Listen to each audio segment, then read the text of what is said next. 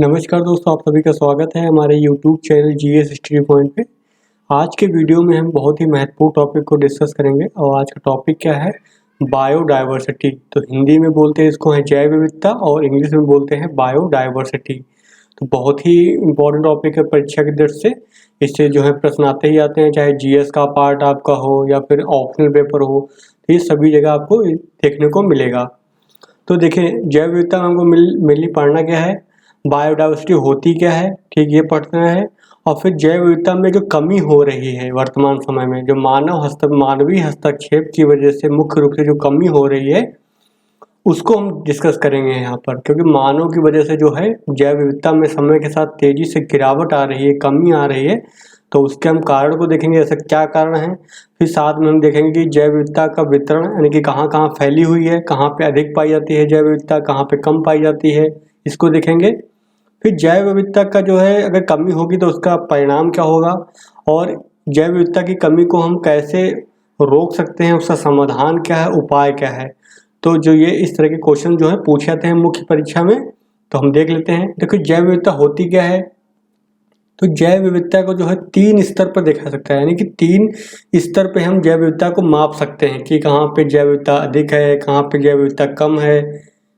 तो पहला स्तर जो है वो क्या है, आनुवांशिक, ठीक है, आनुवांशिक जैव विविधता, ये हो गया। दूसरा स्तर क्या है, प्रजाति के स्तर पर, यानी प्रजाति जैव विविधता इसको बोलते हैं हम। तीसरा स्तर होता है पारिस्थितिकीय, यानी कि इकोलॉजी जो होती है उस पे जो है उसकी जैव विविधता। तो 3 स्तर पे जो है मुख्य रूप से जो है जैव विविधता को देखते हैं। तो हम बारी बारी से देख लेंगे कि आनुवांशिक जैव विविधता क्या होती है, प्रजाति जैव विविधता क्या होती है, पारिस्थितिकी जैव विविधता क्या होती है, ठीक है। चलिए देख लेते हैं आगे हैं। तो अब पहले हम देखेंगे नंबर 1 जो हम देख लेंगे जो आनुवांशिक जैव विविधता। तो आनुवांशिक जैव विविधता कुछ नहीं होती है। आनुवांशिक जैव विविधता क्या होती है, एक ही प्रजाति, कोई मान लो पर्टिकुलर एक प्रजाति है, तो एक प्रजाति विशेष जो है उसमें पाए जाने वाले जीन्स होते हैं। जैसे मानव ले लेते हैं एग्जाम्पल के तौर पर। तो मानव है तो हर व्यक्ति के मानव में बहुत सारे जो है जीन्स पाए जाते हैं, और ज़्यादातर जो मनुष्य होते हैं उनके जीन्स में क्या होती है, अलग अलग होती है, यानी विविधता पाई जाती है। तो जीन के स्तर पर जो विविधता पाई जाएगी वो क्या कहलाएगा, आनुवांशिक जैव विविधता कहलाएगा, यानी कि जेनेटिक बायोडाइवर्सिटी होती है वहाँ पर। तो इसमें क्या खास बात है, एक ही प्रजाति के अंदर जो है बहुत सारी जो है जीन्स के स्तर पर जो है विविधता पाई जाती है। जैसे मानव हो गया, तो मानव में क्या है, मानव तो एक प्रजाति हो गई। अब इस प्रजाति में भी जो है जीन के स्तर पर, यानी जीन्स के लेवल पर, जेनेटिक लेवल पर बहुत ज़्यादा विविधता पाई जाती है।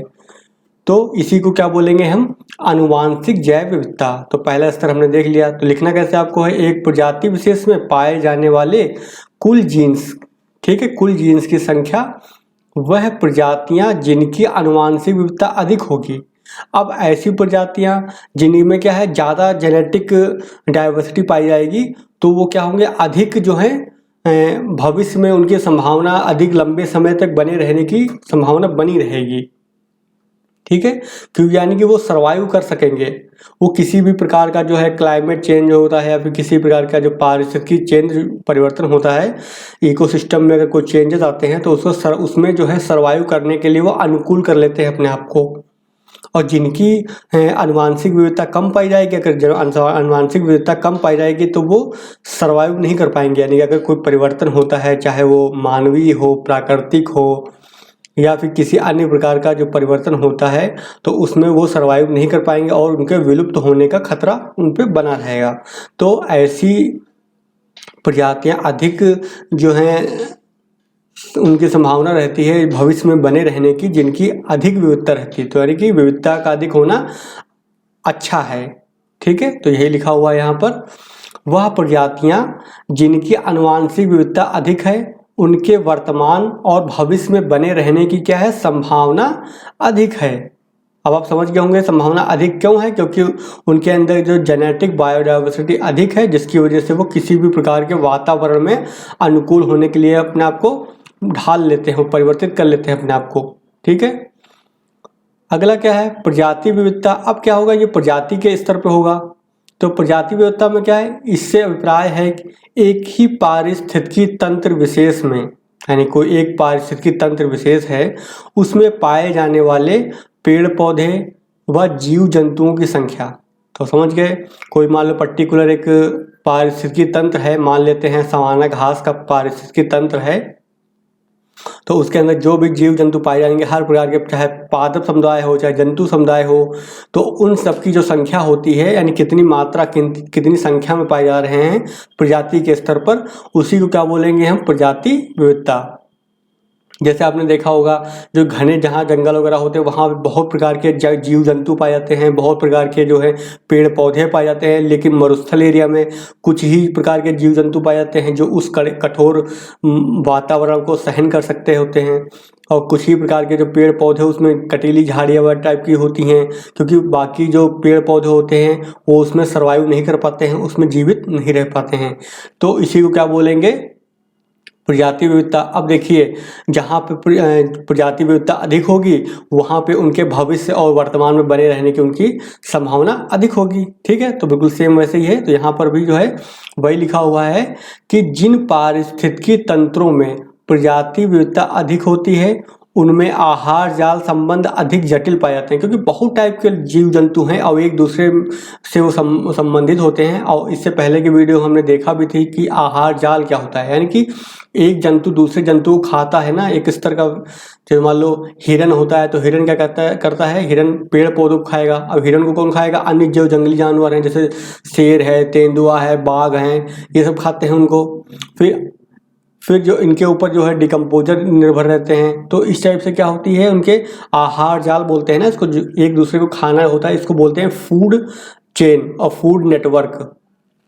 ठीक है, तो आहार जाल क्या हो जाएगा, आहार जाल संबंध अधिक जटिल होगा, क्योंकि ज़्यादा लोग हैं तो एक दूसरे को खाने के ज़्यादा अवसर हैं। अगर ये नहीं मिल, मान लो शेर है कोई, शेर को हिरन नहीं मिला तो हिरन के अलावा दूसरा कोई पशु मिल जाएगा तो उसको खा लेगा वो। ठीक है, अगर हिरन पर ही निर्भर रहेगा तो हिरन मर जाएंगे तो शेर भी मर जाएगा।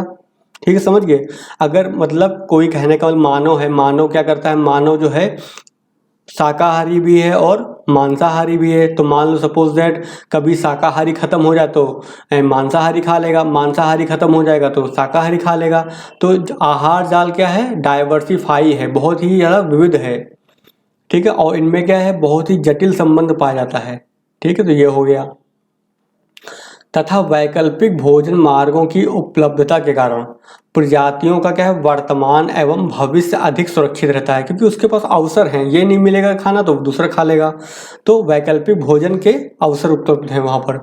तथा इसी विविधता से क्या है, पारिस्थितिकी तंत्र की जो स्थिरता, यानी कि पारिस्थितिकी तंत्र जो कितना स्थिर है एवं समगतिशीलता निर्धारित होती है, कि वहाँ पे कितना ज़्यादा आहार जाल जो है जटिल है।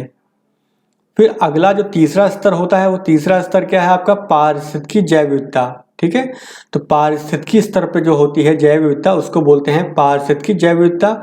जीव मंडल जो है आपका, जीव मंडल में पारिस्थितिकी विविधता पाई जाती है, जैसे भूमध्य रेखी हो गया, मानसून हो गया, सवाना हो गया, भूमध्य सागरी हो गया। देखिए भूमध्य रेखी अलग है और भूमध्य सागरी अलग है, ध्यान रखिएगा इसको। भूमध्य रेखा का मतलब क्या है, जो 0 डिग्री की इक्वेटर है ना यहाँ पर पृथ्वी पर 0 डिग्री, तो इसके आसपास का जो क्षेत्र होता है उसको बोलते हैं भूमध्य रेखी बोलते हैं, विषुवत रेखी बोलते हैं, और इंग्लिश में एक ही नाम है क्या, इक्वेटर। ठीक है, वहाँ पे क्या है, इक्वेटर नाम है, हिंदी में अनेक नाम होते हैं, तो आप याद रखिएगा। और भूमध्य सागरी क्या होते हैं, भूमध्य सागरी जो यहाँ पे 30 से 40 डिग्री के बीच का क्षेत्र है ना, ठीक है, 30 से 40 डिग्री का, उसके बीच का जो क्षेत्र होता है उसको बोलते हैं भूमध्य सागरीय। और यहीं पर मुख्य रूप से क्या स्थित है, भूमध्य सागर भी है, जिसको बोलते हैं मेडिटेरियन सी, तो उसी को भी भूमध्य सागरीय क्षेत्र बोल देते हैं। ठीक है, वैसे मुख्य रूप से जो है 30 से 40 डिग्री का जो क्षेत्र है पूरे विश्व भर में, चाहे उत्तर में हो चाहे दक्षिण में हो, दोनों जगह उसको बोलते हैं भूमध्य सागरीय प्रदेश। ठीक है, तो मुख्य रूप से यहाँ पे भूमध्य सागर है, इसलिए यहाँ पे उसको बोल देते हैं, भूमध्य सागर के आसपास का क्षेत्र को क्या बोलते हैं, भूमध्य सागरीय प्रदेश, या फिर भूमध्य सागरीय जलवायु बोलते हैं, क्योंकि यहाँ पे जलवायु इस तरह की पाई जाती है। फिर अगला क्या है, टैगा वन होते हैं, शीतोष्ण होते हैं। ठीक है, घास के मैदान होते हैं, घास बायोम बोलते हैं जिसको। ठीक है, शीतोष्ण कटिबंधीय घास बायोम, मरुस्थलीय क्षेत्र होते हैं, टुंड्रा पारिस्थितिकी तंत्र होते हैं। तो ये एग्जाम्पल दे रखे हैं, और ये सब हम पीछे पढ़ ही चुके हैं क्लाइमेट वाले में, क्लाइमेटोलॉजी में, कि शीतोष्ण कटिबंध क्या होता है, मरुस्थलीय कटिबंध क्या होते हैं, टुंड्रा पारिस्थितिकी तंत्र क्या होते हैं, इसमें एनवायरनमेंट वाले चैप्टर में भी हमने इनको देखा हुआ है। चलिए अब देख लेते हैं कि इसका महत्व क्या है, यानी कि जो बायोडायवर्सिटी है इसका महत्व क्या है, आखिर इस पर इतनी चर्चा क्यों होती है। तो इसका महत्व क्या है, जो इकोसिस्टम हमारा है यानी कि जो पारिस्थितिकी तंत्र है, इकोलॉजी है यानी कि जो पारिस्थितिकी है, उसके क्या है स्थिर रहने और समगतिशील होने के लिए, यानी कि लगातार ऐसा बना रहे, समगतिशील के निर्धारण करने में इसका बहुत ही महत्व होता है। तो पहला पॉइंट वही लिख देंगे कि पारिस्थितिकी जो विविधता से ही जीवमंडल है, जीवमंडल किसको बोलते हैं, जहाँ पे जीवन संभव है, ठीक है, चाहे वो पृथ्वी का सरफेस हो, पृथ्वी पर जलमंडल हो, चाहे वायुमंडल हो, क्योंकि वायु में भी तो बहुत सारे जीव रहते हैं, चाहे सूक्ष्म जीव ही क्यों ना हो, लेकिन जीव पाए जाते हैं। तो जलमंडल, स्थलमंडल और वायुमंडल, तीनों मंडल को मिला करके बनता है, इसको बोलते हैं कि हम जीवमंडल, ठीक है इतना। तो वही लिखा हुआ पारिस्थितिकी विविधता से ही जीवमंडल की क्या होती है, स्थिरता, यानी कितना स्टेबल है वो, एवं समगतिशीलता यानी कि संस्टेबल की बात हो रही है, यानी कि स्टेबिलिटी है वहाँ पर निर्धारित होती है। फिर दूसरा महत्व क्या है, पृथ्वी पर जीवन बना रहे इसके लिए आवश्यक है जैव विविधता, ठीक है, क्योंकि जैव विविधता अधिक होगी तभी उसमें आहार जाल संपन्न होगा, तभी जीवन जो है संपन्न रह सकता है यानी बना रह सकता है। तीसरा है पॉइंट पारिस्थितिकी लाभ की बात कर लेते हैं अब यानी कि लाभ क्या होता है। तो पहले हमको लाभ क्या मिलता है, देखो आप देखिए, आप इसको समझना बहुत आसान है। आप देखिए प्रकृति से हमको क्या क्या मिल रहा है, बस वही आपका क्या हो जाएगा, पारिस्थितिकी लाभ हो जाएगा। तो जल संरक्षण होता है, क्योंकि पानी हमको मिलता है, कहाँ से मिलता है, प्रकृति से तो मिलता है पानी। मृदा निर्माण होता है, मिट्टी भी हमें मिलती है प्राकृतिक रूप से, एवं उसका संरक्षण। फिर वायु का शुद्धिकरण, क्योंकि जो पेड़ पौधे हैं वो क्या करते हैं, कार्बन डाइऑक्साइड को लेते हैं और O2 को बाहर निकालते हैं। फिर जलीय चक्र की क्रियाशीलता, यानी जल चक्र जो चलता है वो भी जो है इसी पारिस्थितिकी विविधता की वजह से ही चलता है। फिर सौंदर्यात्मक मूल्य, यानी जो प्रकृति में सुंदर सुंदर जो दृश्य दिखाई देते हैं आपको, वो क्या कहलाएंगे, आपके सौंदर्यात्मक मूल्य। भावी पीढ़ी के लिए, यानी जो आने वाली पीढ़ी है उसके लिए प्रकृति एक क्या है, संग्रहालय के रूप में है, ठीक है, म्यूजियम है वो। फिर अब हम देख लेते हैं, जो ये तो हो गया हमारा पारिस्थितिकी लाभ हो गया। अगला महत्व क्या है हमारा है, अगला महत्व है आर्थिक लाभ, यानी कि आर्थिक रूप से हमको जो है कैसे ये लाभ पहुंचाता है। तो आर्थिक रूप से हमें क्या क्या मिलता है, अब देख लीजिए प्रकृति से हमको क्या क्या मिलता है, हमें भोजन मिलता है, तो क्या हो जाएगा, भोजन की सुरक्षा। पेड़ पौधे से क्या, यानी जो कपास वगैरह होता है उससे क्या बनाते हैं, वस्त्र बनाते हैं, तो वस्त्र मिलते हैं। पेड़ पौधे से जो प्राप्त लकड़ी होती है उससे हम मकान बनाते हैं, तो आश्रय मिलता है हमारा है। विटामिन प्राप्त होते हैं हमें, औषधियाँ हो गए, दवाइयाँ हो गए, व्यापारिक लकड़ी हो गई, खेल कूद सामग्री हो गई, जो समझ में आए सब कुछ लिख सकते हैं आप। उद्योग के लिए कच्चा माल हो गया और जननिक भंडार हो गए आपके, ठीक है। फिर उपयुक्त लाभों के अलावा जैव विविधता का क्या है, राजनैतिक और धार्मिक महत्व भी होता है, ठीक है। विभिन्न राष्ट्रों की जो राजनैतिक स्थिरता और अस्थिरता होती है, उनके कूटनीतिक संबंध होते हैं, वह धार्मिक आस्था जो होती है, तो वहाँ के क्या जैव संसाधन जो होते हैं उस पर क्या होती है, निर्भर करती है। तो जो जितना देश जितना ज़्यादा जो है जैव रूप से संसाधनों से संपन्न होगा, वहाँ पे उतनी ही ज़्यादा वो मजबूत देश होगा, उसकी राजनीतिक स्थिरता अधिक होगी, ठीक है। और जहाँ पे कम होगी वहाँ पे क्या होगी, अस्थिरता होगी, ठीक है। तो जैव संसाधन का जो है ये हो गया आपका क्या, आर्थिक महत्व हो गया। चलिए अब आगे देख लेते हैं, जैव विविधता में जो कमी हो रही है उसका कारण देख लेते हैं, बहुत ही इंपॉर्टेंट है, क्योंकि कमी किसकी वजह से होगी, जाहिर है मानव हस्तक्षेप की वजह से मुख्य रूप से होगी, ठीक है। तो जैव विविधता में कमी, तो देखिए जैव विविधता जो होती है गतिक होती है, यानी समय के साथ जो है परिवर्तनशील रही है, चाहे मानव था तब भी परिवर्तनशील है और मानव नहीं था, यानी मानव से पहले के समय में भी जो क्या है जैव विविधता परिवर्तनशील रही, यानी गतिक है। स्थित यानी ये स्थिर नहीं होती है, स्थैतिक नहीं है। तथा यह गतिशीलता जो है भौतिक और मानवीय दोनों कारकों पर क्या होती है, निर्भर करती है, ठीक है। जैव विविधता में क्या है, कमी के निम्नलिखित भौतिक कारण। अब हम भौतिक कारण में क्या देखेंगे, जो प्राकृतिक कारक हैं, जिसमें मानव का कोई महत्व रोल नहीं है, महत्व नहीं है, लेकिन प्राकृतिक रूप से होता ही होता चला आ रहा है। तो पहला क्या है, जलवायु परिवर्तन।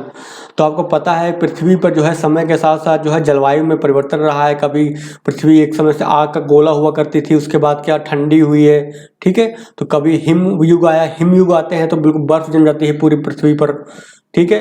फिर जब उष्ण काल आता है यानी गर्म मौसम आता है तो वो बर्फ पिघल जाती है। तो समय के साथ क्या हुए हैं, जलवायु में परिवर्तन आते रहे हैं। ठीक है, तो ये जलवायु परिवर्तन में तो मुख्य रूप से हो गया। फिर दूसरा क्या है, ज्वालामुखी उद्गार। तो ज्वालामुखी उद्गार होता है, वो भी क्या करता है, मान लो कोई एरिया है वहाँ पे ज्वालामुखी फटता है जब, तो वहाँ पे क्या होता है, वो उसमें से जो लावा निकलता है और पूरे धरातल पर फैल जाता है, जिससे क्या होता है वहाँ की जो वनस्पति जीव जंतु होते हैं वो क्या होते हैं, नष्ट हो जाते हैं। तो ज्वालामुखी उद्गार से भी जो है जैव विविधता में क्या होती है, कमी आती है, या फिर पूरी तरह से ही कमी नष्ट हो जाता है। फिर अगला क्या है, उल्का पिंड का टकराव। तो अगर कोई मान लो उल्का पिंड पृथ्वी से आकर के टकराता है आकर के, तो बहुत बड़े एरिया में क्या उसका इम्पैक्ट पड़ता है, जिसकी वजह से क्या होता है, ये जहाँ की जैव विविधता पे जो है प्रभावित हो जाती है। जैसे आपने सुना होगा कि जो डायनासोर हैं पहले समय में हुआ करते थे, बाद में उल्का पिंड के टकराव के बाद क्या हुआ, वो विलुप्त हो गए। अब देखिए डायनासोर कैसे खत्म हुआ है। डायनासोर ये नहीं कि डायनासोर यहाँ पे थे और उल्का पिंड आकर के उनके ऊपर गिर गया, ऐसा नहीं था। देखो डायनासोर कैसे खत्म हुए हम बताते हैं आपको हैं। देखो डायनासोर क्या थे, गर्म प्रदेश में रहने वाले जीव हैं। ठीक है, बड़े बड़े जीव हैं, वो गर्म प्रदेशों में रहते थे, उष्णकटिबंधीय। अब क्या हुआ कि उल्कापात हुआ, नहीं उल्का पिंड गिरा। अब उल्का पिंड जब पृथ्वी की सतह से टकराएगा तो क्या हुआ, उससे बहुत सारी मात्रा में धूल जो है वायुमंडल में फैल गई। तो वायुमंडल में क्या होगी, धूल फैल गई, यहाँ पर धूल फैल गई बहुत सारा ज़्यादा मात्रा में पर्टिकुलर क्षेत्र में, मतलब। तो इससे क्या हुआ, जब धूल वायुमंडल फैल जाएगी तो जो सूर्य के प्रकाश की किरणें आ रही थी वो आ नहीं पाएंगी पृथ्वी पर। इससे क्या होगा, सूर्य का प्रकाश अगर पृथ्वी पर नहीं पहुंचेगा तो पृथ्वी का तापमान में क्या होगी, कमी हो गई। अब पृथ्वी का तापमान में कमी हो गई यानी कि पृथ्वी के ताप में गिरावट हो गई, जिससे क्या हुआ, ये उष्णकटिबंधीय क्षेत्रों में तापमान कम हो गया, जिससे जो वहाँ पे गर्म क्षेत्र में रहने वाले जो डायनासोर थे उनकी क्या होगी, मृत्यु हो गई। तो इस प्रकार वो उनकी मौत हुई है, यानी पूरी की पूरी प्रजाति ही समाप्त हो गई। चलिए आगे देख लेते हैं, प्लेट विवर्तनिकी और महाद्वीपीय प्रवाह की वजह से जो है जैव विविधता में परिवर्तन होता है। तो प्लेट टेक्टोनिक सिद्धांत में हमने पढ़ा है कि जो प्लेटें होती हैं जो वो इधर से उधर मूव करती रहती हैं विभिन्न दिशाओं में, कभी इधर मूव हो रही, कुछ प्लेटें इधर मूव हो रही, कुछ प्लेटें इधर मूव हो रही हैं। ऐसे में क्या हुआ, इनके किनारे जहाँ जो प्लेट होती हैं वहाँ पे उनके किनारों पर क्या होती हैं, एक्टिविटी होती है, जिसमें वलन होता है। एक तो कौन सी घटना होती है, वलन होता है, और दूसरा होता है भ्रंश। दो घटनाएं होती हैं, हम जो प्लेट टेक्टोनिक पढ़े थे वहाँ पे हमने देखा था वलन और भ्रंशन की क्रिया होती है, यानी कि फोल्डिंग और ये भ्रंश हो गया यानी क्रैकिंग। तो फोल्डिंग और क्रैकिंग की घटनाएं होती हैं, कहाँ पे होती हैं, जो प्लेट के किनारे होते हैं। और इन्हीं घटनाओं की वजह से क्या होता है, पर्वत बनते हैं, घाटियाँ बनती हैं। ठीक है, भ्रंश घाटी बनते हैं, भ्रंश पर्वत बनते हैं, जिससे क्या होता है, जैव विविधता में कमी आती है। फिर अगला क्या है, आपके प्राकृतिक आपदाएं। तो समय समय में आप देखते होंगे कि प्राकृतिक आपदाएं भी आती रहती हैं, जिसमें क्या होती हैं, जैसे बाढ़ आ गया, सूखा आ गया, चक्रवात आ गया, सुनामी आ गई, जंगल में प्राकृतिक रूप से आग लग गई, इसको बोलते हैं दावानल। जो प्राकृतिक रूप से आग लगती है उसको बोलते हैं दावानल। ठीक है, आपने एनसीईआरटी में इसको पढ़ा भी होगा, दावानल। तो इस तरह से भी जो है जैव विविधता में क्या होती है, कमी आती है। तो ये तो सारे हो गए कारक, किसके हो गए, भौतिक कारक या फिर प्राकृतिक कारक हो गए। अब हम देख लेते हैं कि मानव कैसे करता है प्रभावित। तो हम मानवीय कारकों को देखेंगे कि मानव जो है किस प्रकार से जो है जैव विविधता को प्रभावित करता है, यानी कि उसको परिवर्तित करता है। तो पहला इसमें क्या हो जाएगा, पहला इसमें ये है निवास स्थानों का विनाश। सबसे ज़्यादा यही प्रॉब्लम करता है किसी भी जैव विविधता को नष्ट करने में, क्या है, निवास स्थान, यानी जहाँ पर रह रहा है कोई भी जीव जंतु, उसके स्थान को क्या कर देता, विनाश कर देना। ठीक है, तो हैबिटेट इसको बोलते हैं, निवास स्थान को। तो हैबिटेट को क्या करते हैं, डिस्ट्रॉय कर देते हैं। तो अब इसमें क्या क्या होता है, जैसे वन कटाव हो गया, सड़क बनाने हो गया। ठीक है, जैसे पेड़ों को काट लिया हमने, सड़क बनाने के लिए पेड़ काट दिया, रेल मार्ग बनाना तो उसके लिए पेड़ों को काट दिया गया, खनन यानी माइनिंग करनी है तो वहाँ पे पेड़ों को नष्ट कर दिया गया। उद्योगों की अवस्थिति, जहाँ पे उद्योग लगाए जाएंगे तो वहाँ पे क्या है, बहुत मात्रा में जो है क्या, वनों का विनाश किया जाता है। तो इन सब क्रियाओं यानी ये जो आर्थिक क्रियाएं हो रही हैं मुख्य रूप से, इन सब क्रियाओं से क्या होता है, पारिस्थितिकी जो तंत्र है, इकोसिस्टम जो है उसका विखंडन हुआ है और अनेक प्रजातियां क्या हो गई हैं, इससे विलुप्त हो गई हैं। तो अगर आपसे कभी भी क्वेश्चन आता है कि प्रजातियों के विलुप्त होने का सबसे मुख्य कारण क्या है, तो क्या है, निवास स्थान यानी जो उनका हैबिटेट जोन है उनका नष्ट हो जाना, उनका विनाश हो जाना। ठीक है, ध्यान रखिएगा। चलिए अब आगे देख लेते हैं। अगला है दूसरा कारण जो मानव का है वो विदोहन। ठीक है, विदोहन यानी कि शोषण कर रहे हैं किसका, मानव, यानी प्राकृतिक संसाधनों का हम विदोहन कर रहे हैं, एक्सप्लोटेशन कर रहे हैं। तो मानव जो है प्राचीन काल से ही शिकार करता आया है। ठीक है, हमको पता है, हमने देखा भी है प्राचीन के समय में क्या है, मानव जो है जो जंगली जीव जंतु होते थे उनका शिकार करता आया है। जनसंख्या वृद्धि तथा तकनीकी सुधार के कारण क्या है, शिकार क्रिया अत्यधिक प्रभावी हुई। बाद में क्या हुआ, पहले क्या था, पत्थर से हम मारते थे जानवरों को, फिर तीर भाले का आविष्कार किया गया, उसके बाद किसका आविष्कार किया गया, बंदूकों का आविष्कार किया गया। अब जैसे तकनीकी सुधार होने से क्या है, शिकार क्रिया तेजी से बढ़ी थी, यानी कि ज़्यादा प्रभावी हो गया, यानी कि अब आसानी से बंदूक से जो है आप शेर को मार सकते हैं, हिरन को मार सकते हैं, बारहसिंगा को मार सकते हैं। तो ऐसे में क्या हो, सभी देशों में इस तरह की क्रियाओं के वैधानिक प्रतिबंध लगाए गए हैं अब, क्योंकि बहुत ज़्यादा बढ़ गया था। अब हर जगह इसको बैन कर दिया गया है कि आप किसी का शिकार नहीं कर सकते हैं। किंतु लेकिन अब भी क्या हो रहा, अवैध शिकार हो रहा होगा। आप पेपर पढ़ते होंगे तो पेपर में दिखाई देता होगा आपको, कभी हाथियों के दांतों के लिए जो हाथी को मारा जाता है, फिर जो राइनासोरस होता है यानी कि गैंडा होता है, उनको उनके जो सींग होती है उसके शिकार के लिए मारते हैं उसको। फिर तो अवैध शिकार जो होता है अब भी जो है व्यापारिक पैमाने पर ये चल रहा है। और जो विकासशील और जो गरीब देश हैं, अल्प विकसित देश जैसे अफ्रीका वगैरह के देश हो गए, ठीक, एशिया के देश हो गए, वहाँ पे बहुत ज़्यादा मात्रा में होता है ये। फिर गैंडे का शिकार जो है सींग व खाल के लिए करते हैं, बाघ का शिकार खाल व शक्तिवर्धक दवाओं के लिए किया जाता है, तथा सागरीय भागों में मछली को की अनेक प्रजातियों का व्यापारिक दोहन उनके विलुप्त होने का कारण बन गया है। ज़्यादा मात्रा में कर रहे हैं ना, बहुत ज़्यादा मात्रा में, ज़्यादा मात्रा में करेंगे तो फिर क्या हो जाएगा, वो उसकी जनसंख्या बहुत ही कम हो जाएगी, तो विलुप्त होने की कगार पे वो आ जाते हैं। अब देख लेते हैं तीसरा कारण क्या है। तीसरा क्या करता है मानव, एक और काम करता है मानव, क्या करेगा, वो एक प्रजाति विशेष को ला करके दूसरी जगह ले जाएगा।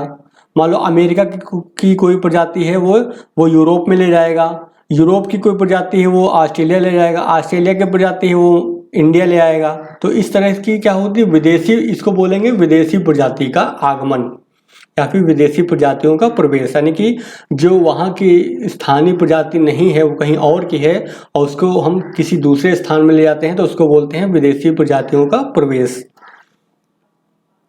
तो इसमें होता क्या है, मानव जान करके या फिर अनजाने में एक पारिस्थितिकी तंत्र से जो है दूसरे पारिस्थितिकी तंत्र में पौधों तथा जंतुओं का प्रवेश करवा रहा है। ठीक है, अब देखिए आपने देखा होगा आपके उधर यूकेलिप्टिस एक पेड़ होता है, यूकेलिप्टिस, ये पेड़ जो कहाँ का है, ये ऑस्ट्रेलिया का है। तो ये जब भारत में वनारोपण कार्यक्रम लागू किया गया था तो अनजाने में ही जो है भारत ने इसको ले लिया, क्योंकि भारत को ये पता नहीं था कि इसका दुष्परिणाम होगा, क्योंकि ये पानी बहुत ज़्यादा सोखता है, यानी पानी बहुत ज़्यादा कंज्यूम करता है। तो ये एक समस्या हो जाती है, जिससे क्या होता है, जो वाटर लेवल होता है तो पानी वहाँ का water level, ground water level नीचे चला जाता है, क्योंकि पानी बहुत ज़्यादा ये कंज्यूम करता है। हालांकि ये पहले पता होता तो भारत सरकार ऐसा नहीं करती, वो ऐसे पेड़ों को प्रोत्साहन नहीं देती, लेकिन पता नहीं था तो ये बोलेंगे इसको अनजाने में से उसने किया। तो वही लिखा हुआ, जिससे देशज हो गए, यानी देशज वहाँ की स्थानीय प्रजाति हो गई, और विदेशज कौन से होते हैं, जो दूसरे बाहर से लाए गए हैं। पौधों एवं जंतुओं में क्या होता है, संघर्ष कहन हुए, यानी कि कोई पर्टिकुलर यहाँ पे प्रजाति है और कोई दूसरी प्रजाति यहाँ पे दूसरी आई, यहाँ पे लगा दी गई। अब इनमें क्या होगा, आपस में कॉम्पिटिशन हो जाएगा, खाने के लिए, भोजन के लिए क्या होगा, कंपटीशन हो जाएगा, तो संघर्ष होगा आपस में, जो सर्वाइव कर पाएगा वही जिएगा। तो एक जाति दूसरी प्रजाति को क्या कर सकती है, नष्ट कर सकती है, विलुप्त कर सकती है, समाप्त कर सकती है उसको। फिर आगे अनेक भागों में जो है विदेशज ने देशज प्रजातियों का कर दिया, विलुप्त कर दिया, देखिए है। ठीक है, जैसे भारत में क्या है, लैंटाना, कमारा और कांग्रेस घास। ठीक है, यूरोप से क्या है, खरगोश का ऑस्ट्रेलिया लाया ना। यूरोप से क्या है, अनेक प्रकार के पशु पक्षी को न्यूजीलैंड में जानबूझकर लाया जाना। इसी प्रकार यूरोप में अमेरिका से कई प्रकार के पक्षियों का लाया जाना। तो ये क्या करते हैं, वहाँ पे जो स्थानीय प्रजाति होती है तो उनके बीच में क्या होता है, संघर्ष को उत्पन्न करते हैं। चलिए अब अगला देख लेते हैं। अगला क्या है, पर्यावरण प्रदूषण।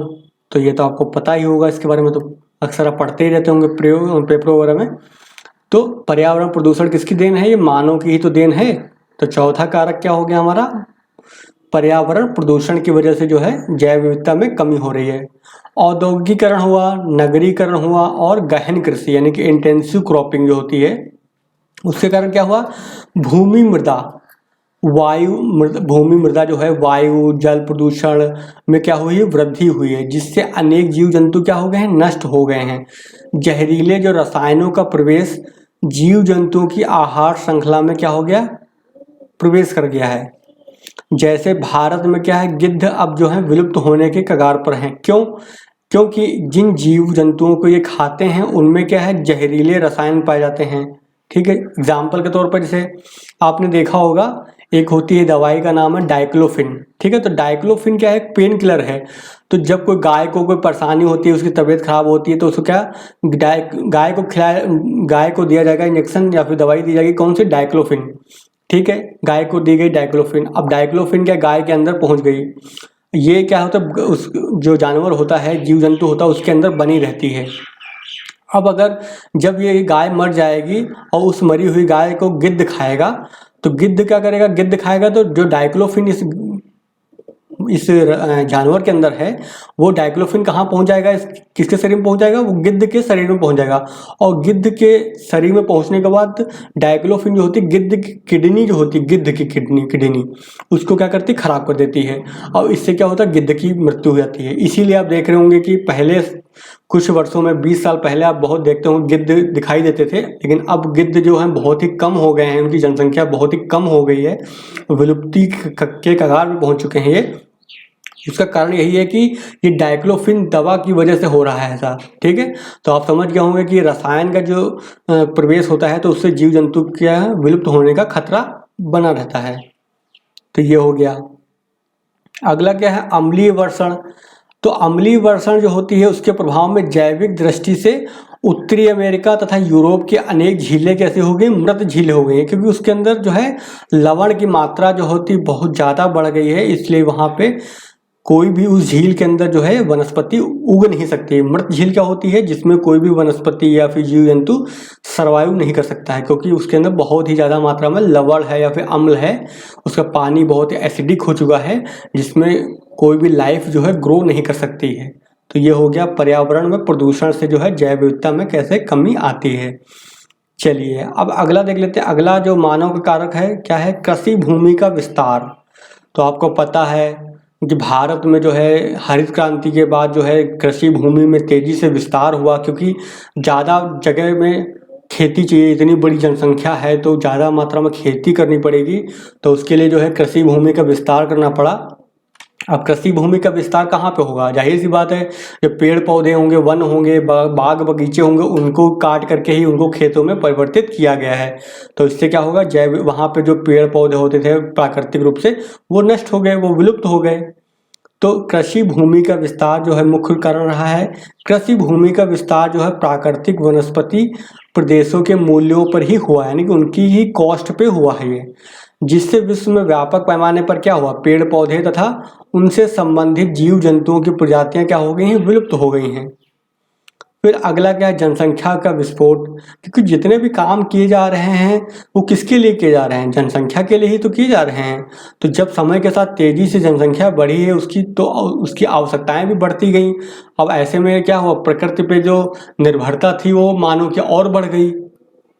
तो वही लिखा हुआ है, जनसंख्या विस्फोट भी एक मुख्य कारण रहा है। मानव की जो जनसंख्या है वो 1850 में कितनी थी, 1 अरब। ठीक है, जो बढ़ करके कितनी हो गई है अब 7 अरब, या फिर 7 अरब से ऊपर ही हो गई है। अब नए डाटा आएंगे तो उससे मालूम पड़ेगा कितना हुआ है। तो लगभग 7.5 अरब के आसपास जो है पॉपुलेशन हो चुकी है विश्व की वर्तमान समय में। ठीक है, तो इतनी तेजी से बढ़ी है जनसंख्या। फिर इस विस्फोटक गति से बढ़ी जनसंख्या की आवश्यकताओं और उसकी इच्छाओं की पूर्ति के प्रयास में क्या हुआ है, जैव विविधता में कमी आ गई है। जाहिर सी बात है, खेती का विस्तार क्यों किया गया, क्योंकि जनसंख्या बढ़ी है ना। फिर इसी के प्रभाव में कृषि भूमि का विस्तार हो गया, गहन कृषि की जा रही है, नगरीकरण हो रहा है, औद्योगिकीकरण हो रहा है तथा अन्य विकास क्रियाएं भी हो रही हैं, जैसे सड़क का विस्तार हो रहा है, बांध बनाए जा रहे हैं, रेल मार्ग का निर्माण किया जा रहा है, अधिवासों का विस्तार, अधिवास मतलब मकान जो होते हैं, बस्ती वगैरह होती हैं, उनका विस्तार हो रहा है। ठीक है, तो ये तो हमने देख लिए कारण कि जैव विविधता में ह्रास यानी कमी के कारण क्या हैं। तो हमने देखा दो कारण हैं मुख्य रूप से, एक तो प्राकृतिक कारक है, दूसरा है मानवीय कारक है। हमने दोनों को डिटेल में देख लिया है। इस पे शॉर्ट नोट आ सकता है आपका है, तो इसलिए इसको इतना डिटेल में हमने देखा है। अब देख लेते हैं वितरण, यानी कि जैव विविधता जो है कहाँ कहाँ पे किस मात्रा में पाई जाती है, कहाँ पे अधिक है, कहाँ पे कम है। ठीक है, तो जैव विविधता का वितरण देख लेते हैं। तो जैव विविधता जो है क्या है, सामान्यतः भूमध्य रेखा, मतलब इक्वेटर की बात हो रही है, 0 डिग्री की बात हो रही है। तो भूमध्य रेखा से ध्रुवों की तरफ क्या होती है, कम होती है, हमेशा ध्यान रखना। और बहुत बार पीटी में क्वेश्चन पूछा गया है, ये स्टेटमेंट देता है कि निम्नलिखित में से कौन सा सही नहीं है, अभी निम्नलिखित में से कौन सा सही है, और वहाँ पे दे देगा कि भूमध्य रेखा से ध्रुवों की तरफ कम होती है, या फिर लिख देगा कि ध्रुवों की तरफ बढ़ने पर बढ़ती है, ऐसा लिख देगा वो। ठीक है, विश्व के सबसे अधिक जैव विविधता जो है कहाँ मिलेगी, उष्णकटिबंधीय आर्द्र जलवायु में पाई जाती है, यानी जहाँ पे गर्म क्षेत्र हो और पानी भी होना चाहिए, दोनों चीज होनी चाहिए, गर्मी के साथ पानी भी होना चाहिए वहाँ पर। फिर उष्णकटिबंधीय वर्षा वन जो है 8% भूभाग पर फैले हुए हैं, यानी जो आपने देखा है ये उष्णकटिबंधीय वर्षा वन कहाँ मिलेंगे आपको, जो इक्वेटर 0 डिग्री है ना वहीं पे तो मिलेगा। तो ये केवल 8% एरिया को कवर करता है, इतना जो एरिया है इसका वो कितना है, 8% ओनली, केवल मात्र 8% है।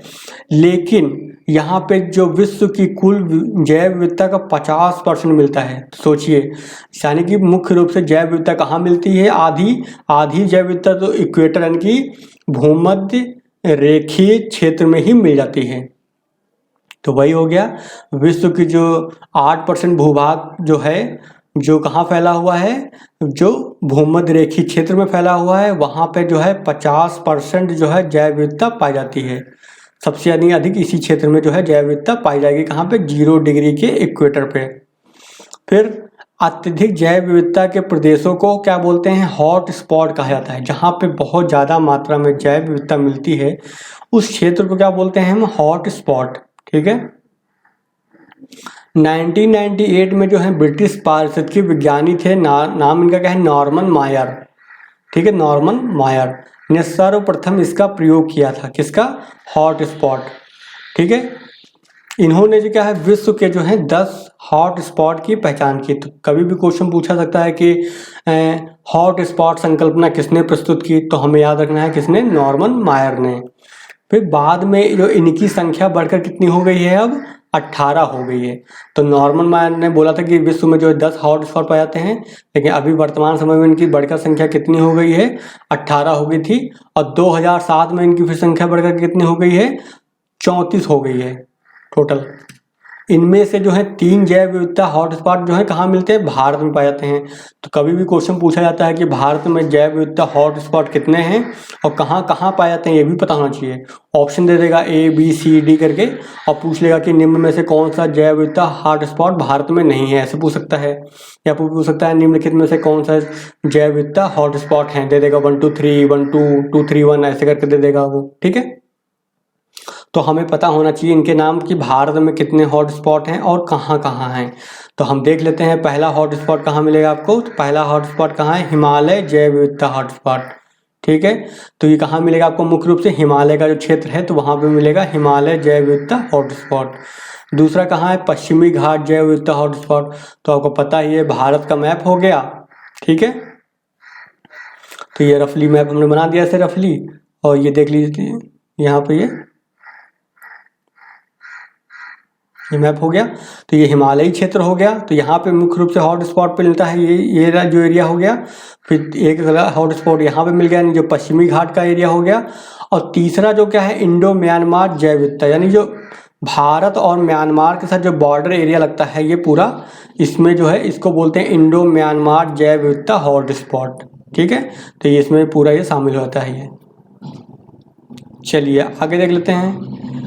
विश्व में जो 12 देश हैं, ठीक है, उनको क्या बोलते हैं? मेगा डायवर्सिटी केंद्र। तो कितने पूछ सकता है कि कभी भी कि विश्व में कितने देश हैं जिनको मेगा डायवर्सिटी केंद्र के रूप में चयन किया गया है जिनका? तो मेगा डायवर्सिटी केंद्र वो हो गए जहाँ पे बहुत ज़्यादा बायोडाइवर्सिटी है, ठीक है, अन्य की तुलना में। तो ऐसे कितने देश हैं? 12 देश हैं। ध्यान रखिएगा इस चीज़ को, ये फैक्ट है, कभी कभी प्रीलिम्स में पूछ जाता है, चाहे यूपीएससी का हो जो फिर कोई अन्य स्टेट का एग्जाम हो, वहाँ पे इस तरह के फैक्ट पूछे जाते हैं। फिर जैसे कौन कौन से एग्जाम्पल हुए, तो जाहिर सी बात है जो उष्णकटिबंधीय क्षेत्र होंगे मुख्य रूप से वहीं पे इस तरह के मिलेंगे आपको। गर्म क्षेत्र तो मैक्सिको हो गया, कोलंबिया हो गया, इक्वाडोर हो गया, पेरू हो गया, ब्राज़ील हो गया, डीआरसी यानी कि कांगो जो क्षेत्र है, डेमोक्रेटिक रिपब्लिक कांगो, इंडोनेशिया हो गया, मेडागास्कर हो गया, चाइना हो गया, भारत हो गया, मलेशिया हो गया तथा ऑस्ट्रेलिया हो गया, ठीक है। तो यहाँ पे आप देख रहे होंगे सारे देश जो लगभग हैं वो कैसे हैं? उष्णकटिबंधीय क्षेत्र के हैं सारे, ये गर्म प्रदेश के हैं। लेकिन चाइना जो है वो गर्म प्रदेश में नहीं है, उसके बावजूद भी जो है ये क्या है? मेगा डायवर्सिटी केंद्र है। तो ध्यान रखिएगा इस चीज़ को, क्योंकि चाइना जो है क्या है?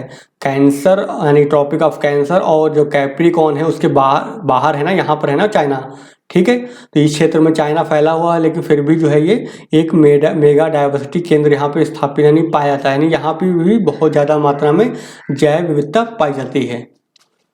चलिए अब देख लेते हैं जैव विविधता में जो कमी हो रही है उसको उपाय क्या है, यानी कि हम कैसे रोक सकते हैं, समाधान क्या इसका है। तो समाधान में हम देख लेते हैं पहला समाधान। देखो समाधान के लिए क्या है, वैश्विक स्तर पे इस पे हमको कुछ करना पड़ेगा, क्योंकि किसी एक के देश में तो हो नहीं रहा है, पूरे विश्व में फैली हुई है जैव विविधता। अब ऐसे में क्या है, वैश्विक पहल की जाएगी जिससे क्या होगी, जैव विविधता को जो है संरक्षित किया जा सकता है। तो 19 ये दो स्तर पे हो सकती है, एक तो राष्ट्रीय स्तर पे होगी समाधान, कहने का मतलब, दूसरा क्या हो जाएगा अंतर्राष्ट्रीय। तो वह एक तो हो गया अंतर्राष्ट्रीय लेवल पर, दूसरा क्या हो गया राष्ट्रीय लेवल पर समाधान इसका खोजा जाना चाहिए। तो अब देख लेते हैं भारत ने क्या किया है। तो 1972 में ही भारत सरकार के जो वन्य जीव सुरक्षा अधिनियम पारित किया था इसके लिए। तो ये डेट याद कर लीजिए, बहुत बार पूछा जाता है कि वन्य जीव संरक्षण अधिनियम कब पारित किया गया था। तो 1972 में ये पारित किया गया था।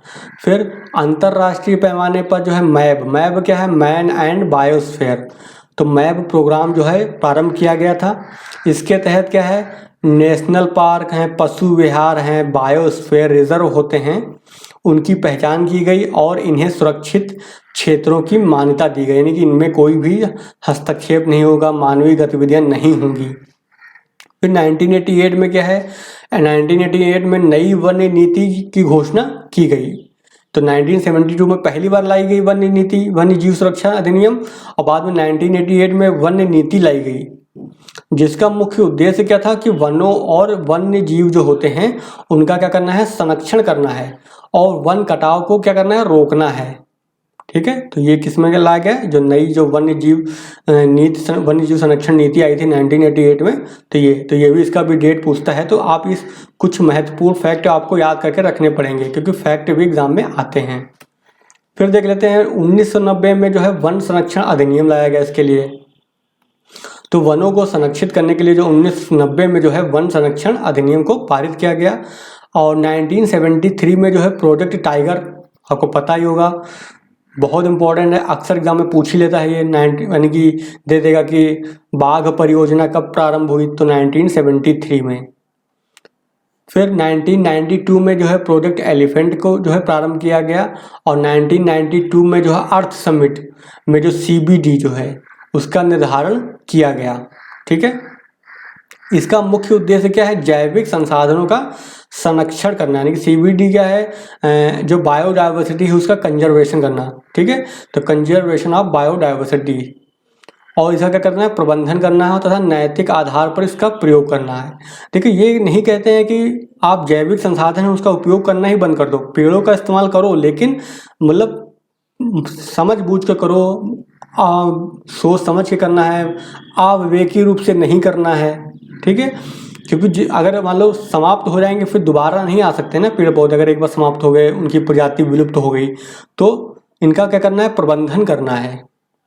प्रबंधन में हर चीज़ क्या क्या मैनेजमेंट करके हम उसका इस्तेमाल कर सकते हैं, उसका उपयोग अपने हित में कर सकते हैं। फिर क्या है, इसके बाद क्या है, संरक्षण के लिए और क्या कार्यक्रम किए गए।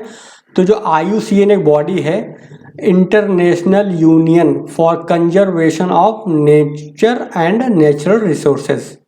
तो IUCN बहुत इंपॉर्टेंट बॉडी है ये, के अंतर्गत जैव विविधता के हॉट स्पॉट की क्या कहती है, की जाती है, पहचान की जाती है। इस संघ यानी जो संघ है ये के अनुसार संकटापन्न यानी कि जो इंडेंजर्ड है यानी जिन पे खतरा है, तो संकटपन्न प्रजातियों की क्या की जाती है, पहचान की जाती है और इनको सूची में दर्शाया जाता है।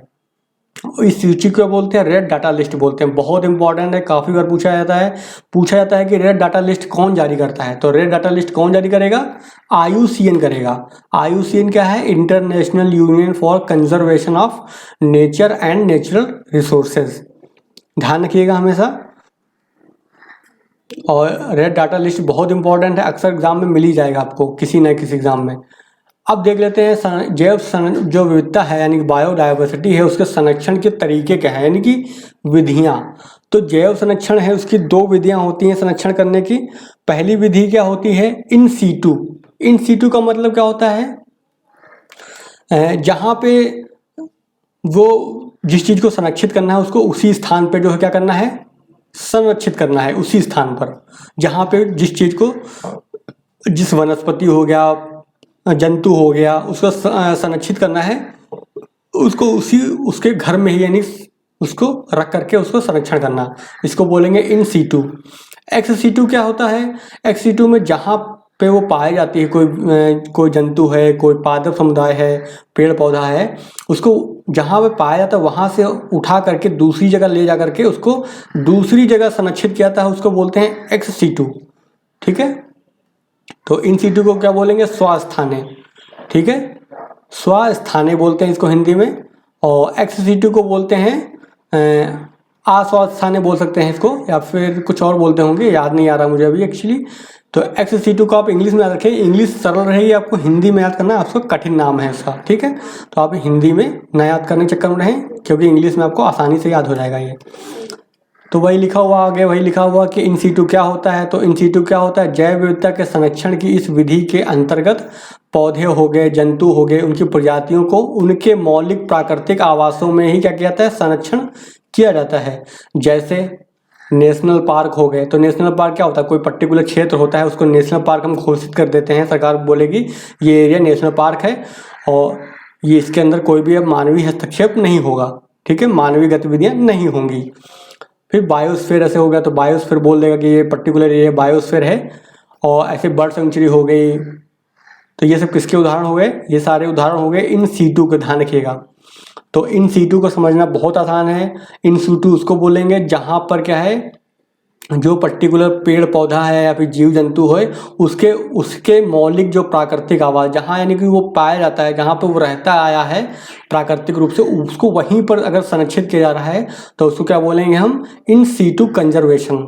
ठीक है, इसमें कौन कौन सा आ गया, नेशनल पार्क आ गया, बायोस्फीयर आ गया, बर्ड सेंचुरी आ गई, या फिर क्या बोलते हैं, वाइल्ड लाइफ सेंचुरी भी आ जाएंगी इसके अंदर। ठीक है, तो वन्य जीव संरक्षण भी इसी के अंतर्गत आएगा,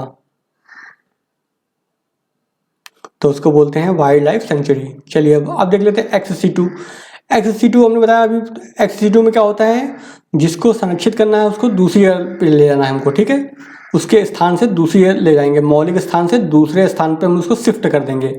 जैसे जैव विविधता के संरक्षण की इस विधि के अंतर्गत पौधे व जंतुओं को उनके मौलिक या प्राकृतिक आवासों से बाहर, यहाँ पे क्या है, बाहर है, ध्यान रखिएगा, अन्य स्थान पर संरक्षित किया जाता है।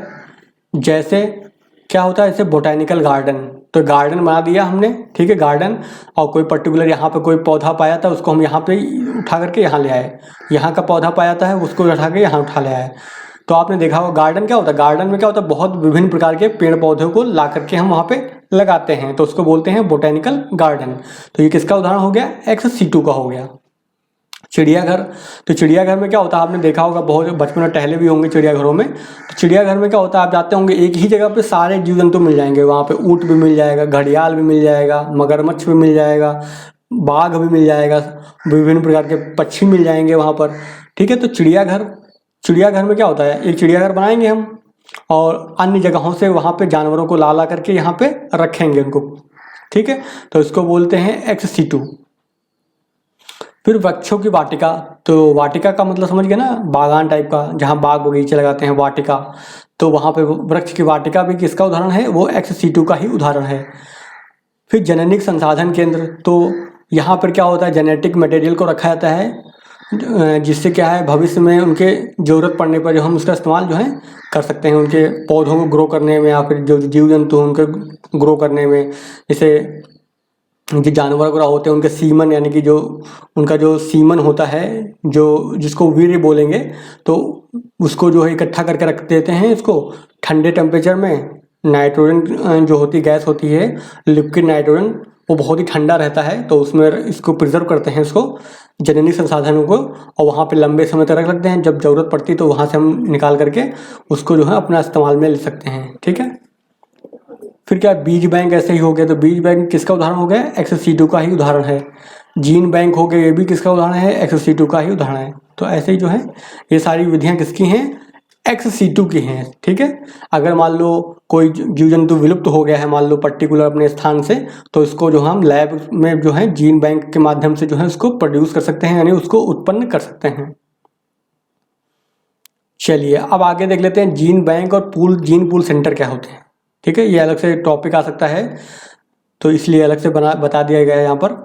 तो जीन बैंक क्या होते हैं और जीन पूल सेंटर क्या होते हैं। तो जीन पूल क्या है, जनसंख्या जननिक, यानी कि जेनेटिक, जहाँ पे पॉपुलेशन ग्रो हो सकती है, कहने का मतलब जननिक की दृष्टि से एक प्रजाति विशेष के दृष्टिकोण से पाए जाने वाले कुछ विशिष्ट एलीज बोलते हैं इसको, हिंदी में बोलेंगे जीन्स, ठीक है, का समूह होता है। जिन प्रजातियों का जो जीन पूल होता है, जीन पूल विस्तृत होता है, उनमें जैव विविधता क्या होती है, अधिक होती है। फिर जीन पूल विविधता से ही पारिस्थितिकी की सुरक्षा व समगतिशीलता निर्धारित होती है। हमने स्टार्टिंग में देखा था अभी हमने। इन्हीं के आधार पर क्या होता है, फसलें हो गई, जंतु हो गई, नई बीमारी होती है तथा भौतिक परिवेश में हो रहे परिवर्तन से मुकाबला करते हैं। यानी कि जितना ज़्यादा जीन में विविधता होती है उतना ज़्यादा वो अपने आप को प्राकृतिक रूप से अनुकूल कर सकते हैं। फिर विश्व पैमाने पर जो है, विश्व पैमाने पर जीन जो है जैव विविधता केंद्रों को क्या बोलते हैं, वेबिलोर सेंटर की पहचान की गई। यानी कि इनको क्या बोलते हैं, वेबिलोर सेंटर बोलते हैं। किसको, जो जीन जैव विविधता केंद्र होते हैं उनको, और इनकी पहचान की गई है। यह वह क्षेत्र है जहां फसलों के रूप में उगाए जाने वाले जो पौधे हैं उनका उद्गम होता है, यानी जहां वो वहीं से उद्गम ही उनका हुआ है, यानी कि उनका ओरिजिन प्लेस है वो, ठीक है। तो उनको ही बोलेंगे वेबिलोर सेंटर। इन्हीं स्थानों से क्या है, सर्वाधिक विविधता पाई जाती है, यानी इन्हीं स्थानों पर जो है उनकी सर्वाधिक सबसे ज़्यादा विविधता पाई जाती है। एग्जाम्पल की बात कर लेते हैं, कौन कौन सी जैसे चीज़ें हैं, तो एग्जाम्पल में देखते हैं जैसे मध्य अमेरिका हो गया जो, ठीक है, और दक्षिणी मैक्सिको। तो मध्य अमेरिका हो गया और दक्षिणी अमेरिका हो गया, मैक्सिको हो गया, सॉरी।